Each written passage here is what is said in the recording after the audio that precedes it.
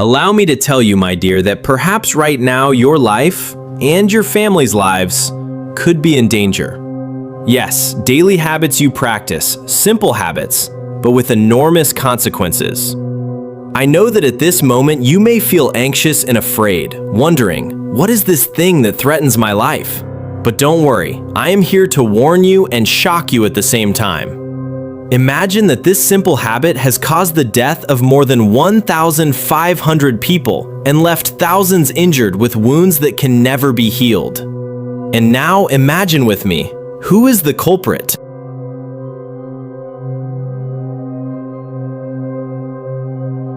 If you're watching me for the first time, I'm John, and I talk about crimes and strange, shocking events. If you're interested in these topics, then this is your channel. And just a reminder, my friend, your comments and subscriptions truly make me happy and motivate me to create better videos for you. So if you enjoy my content, don't forget to like the video, subscribe to the channel, and turn on the notification bell so you won't miss any strange stories. Now that you're ready, let's begin.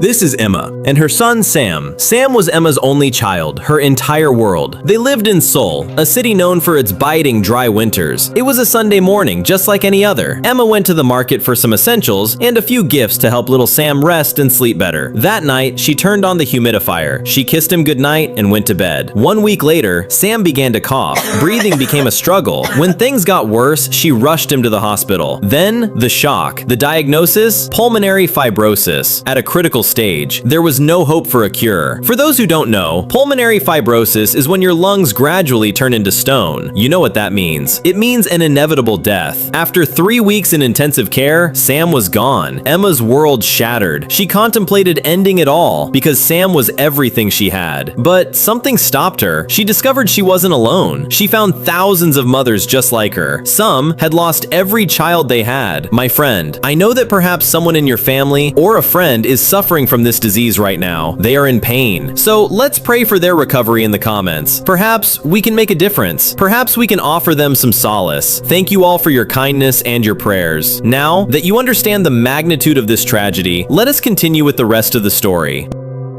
Before we begin, I have a challenge for those with sharp eyes. I want you to go back through the video, follow the events closely, and figure out the real cause of Sam's illness. I've hidden a small detail within the images, and I want you to find it. If you discover the reason, you're among the few who possess truly high observation skills. The reward. The first 10 people to find the evidence will have their comments featured in the next video. The story began in the spring of 2011 at Asan Medical Center in Seoul, when doctors issued a desperate cry for help. 8 pregnant women had been admitted to the ICU with shattered lungs. 4 of them died within days. This triggered an official investigation. The government formed a task force from the Korea Disease Control and Prevention Agency, KCDA, led by Dr. Yang Byung-guk, and in collaboration with the Honorable Professor Paik Do-wook from Seoul National University. Investigators scoured every corner of the capital, testing the water, the soil, and even radiation levels. Meanwhile, Choi Yi-young, an environmental activist and researcher, was gathering a different kind of evidence, the testimonies of grieving mothers. He began connecting the dots between the freezing Korean winter and ultrasonic humidifiers. In August 2011, the KCDA announced a shocking discovery. The cause wasn't a virus, but a chemical called PHMG. Commonly used in shampoo, this substance turns into a lethal poison when inhaled. The criminal investigation opened the gates of hell for major corporations, specifically Oxy Reckitt Benckiser, Lotte Mart, and HomePlus. Investigators discovered that Oxy had been selling this poison since 2001, but the crime went even deeper. In 2012, investigations revealed a devil's alliance. Professor Cho Myung-hang of Seoul National University and Professor Yu of Hoso University accepted bribes exceeding $200,000 from Oxy. In exchange for the money, they buried the truth. They forged inhalation test results, claiming the product was safe, even as lab mice were dying right in front of them. They suppressed reports proving the chemical destroys human lungs in just 90 days. In 2016, a major trial began under pressure from the Victims Committee, which revealed that the death toll exceeded 1,500 victims, with over 7,000 people affected. The sentences were devastating. Shin Hyun-woo, the former CEO of Oxy, was sentenced to 7 years in prison. The corrupt Professor Cho was sentenced to 2 years for bribery and forgery. The Korean government was forced to pay hundreds of millions in compensation, while factories were shut down and products were erased from history.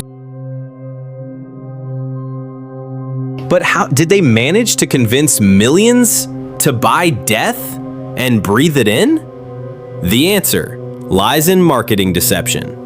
Oxy Reckitt Benckiser, the British-Korean giant, wasn't just selling a cleaner, they were selling an illusion. They used the global PR firm H&K to craft messages that struck the chord of fear. They launched a massive campaign under the slogan, "Safe for children and family-friendly." They misled mothers into believing that humidifiers without this sterilizer were bacterial bombs that would kill their children. They made sterilization synonymous with good motherhood. The deception reached a terrifying level. They placed official stickers on the bottles claiming the product was laboratory tested. These stickers carried a forged seal from the Korea Testing and Research Institute, KTR, where some employees were involved in passing certifications without any real inspection. Why all of this? The numbers answer everything. This industry was generating astronomical profits. The cost of one bottle was no more than a few cents, while it was sold for $10. Oxy controlled 80% of the market, achieving profits exceeding $200 million annually from this product alone. The profits didn't just go to the company, they went as bribes disguised under prestigious names. Chemistry professor Cho Myung-hang received research grants worth $200,000 from the head of research at Oxy, Lee, in exchange for giving the scientific green light. The marketing didn't stop at the screens. It reached the shelves of major retailers, Lotte Mart and Home Plus, owned by Tesco. They launched private labels using the same deadly substance, convincing people that they were providing the same protection at a lower price. And so, while the bank accounts of executives swelled, the lungs of children constricted. For every dollar of profit, there was a child losing the ability to breathe.